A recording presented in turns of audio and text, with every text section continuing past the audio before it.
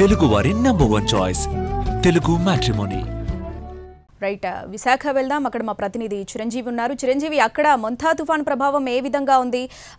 తుఫాన్ తీరం దాటే సమయంలో తీర ప్రాంతాలు ఏ విధంగా ఎఫెక్ట్ అయ్యాయి? దీనికి సంబంధించి డీటెయిల్స్ ఏంటి?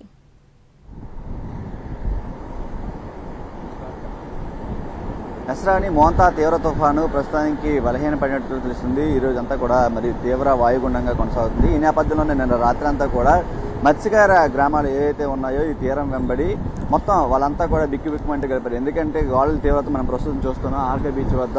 ఇంకా గాలుల తీవ్రత అలాగే కొనసాగుతుంది. గంటకు 40 నుంచి 50 కిలోమీటర్ల వేగంతో ప్రస్తుతానికి గాలుల తీవ్రత కొనసాగుతుంది. మరోవైపు సముద్రం కూడా అయితే నిన్నదానికంటే ఈరోజు కొంచెం అల్లకల్లోలంగా తగ్గినటువంటి పరిస్థితి కనిపించినప్పటికీ కెరటం మాత్రం ఇంకా ఉవ్వెత్తున ఎగిసిపడుతూనే ఉన్నటువంటి పరిస్థితి కనిపిస్తుంది. మరోవైపు తీరం వెంబడి బలమైన గాలులు కూడా కొనసాగుతున్నటువంటి పరిస్థితి కనిపిస్తుంది.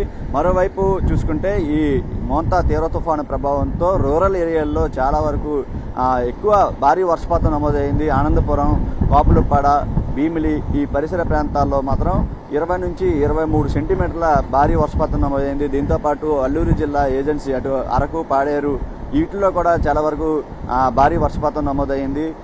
మరోవైపు చూసుకుంటే అక్కడ భారీ చెట్లన్నీ కూడా నేలకొరవడంతో అక్కడ ట్రాఫిక్ కూడా చాలా వరకు అంతరాయం ఏర్పడినటువంటి పరిస్థితి కనిపించింది. తర్వాత మారుమూల గ్రామాలు చాలా వరకు అంధకారంలో ఉన్నటువంటి పరిస్థితి. దీంతోపాటు ఈరోజు ఇటు చూసుకుంటే ఉత్తరాంధ్ర జిల్లా మీద భారీగా వర్ష సూచన ఉండే అవకాశం కూడా కనిపిస్తుంది. ఎందుకంటే ఇటు శ్రీకాకుళం, అనకాపల్లి, అల్లూరు జిల్లాతో పాటు విజయనగరం, శ్రీకాకుళంకి ఈరోజు భారీ వర్ష సూచన ఉంటుందని చెప్పేసి వాతావరణ శాఖ అధికారులు అయితే చెప్తున్నట్టు పరిస్థితి కనిపిస్తుంది. ఈ రానున్న 24 గంటలు కూడా వాతావరణంలో అంటే వర్ష సూచన భారీగా ఉంది.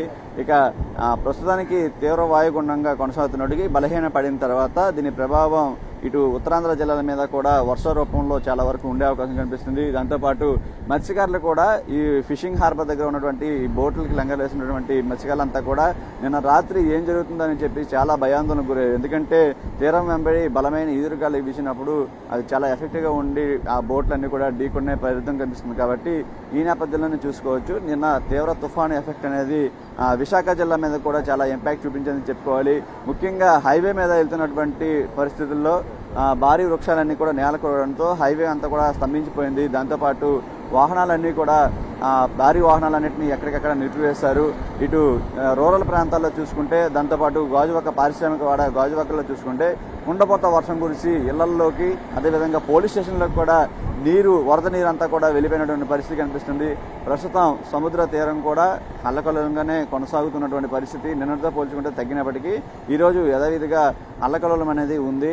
మరోవైపు ఎందుకంటే గతంలో కూడా చాలా వరకు తుఫాన్లు చూసాం. ఆ తుఫాన్ ఎఫెక్టే ఈసారి కూడా ఉంటుందని చెప్పేసి భావించారు. కానీ అది దిశ మార్చుకునే తీరం వెంబడి అటు కాకినాడ, మచిలీపట్నం వైపు వెళ్ళిపోవడంతో ఇటు కొంచెం ఇంపాక్ట్ తగ్గింది. మరోవైపు ఏజెన్సీ వ్యాప్తంగా కూడా భారీ వర్షాలు కురుస్తున్నాయి. అక్కడికి వెళ్ళినటువంటి పర్యాటకులు, స్థానికులంతా కూడా రాత్రి అంధకారంలోనే గడిపినటువంటి పరిస్థితి. ఎందుకంటే భారీ వృక్షాలతో పాటు మొత్తం కరెంటు స్తంభాలు ఇవన్నీ కూడా కొన్ని చోట్ల నేల కొరిగినటువంటి పరిస్థితి కనిపిస్తుంది.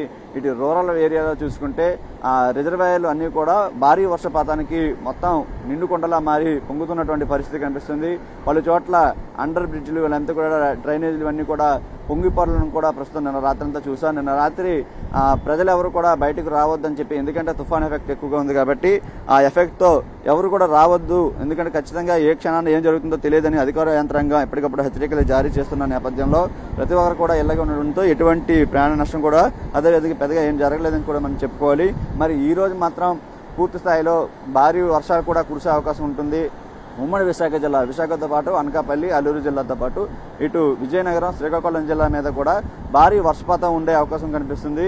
మరి 24 గంటల పాటు కూడా ఈ వర్షం ఇలాగే కొనసాగే అవకాశం మధ్యాహ్నం నుంచి కానీ మరికొన్ని గంటల్లో భారీ వర్ష సూచన అయితే ఉండే అవకాశం కనిపిస్తుంది. రావుని right Chiranjeevi, thanks for the updates. Right, అది విశాఖలో అది పరిస్థితి.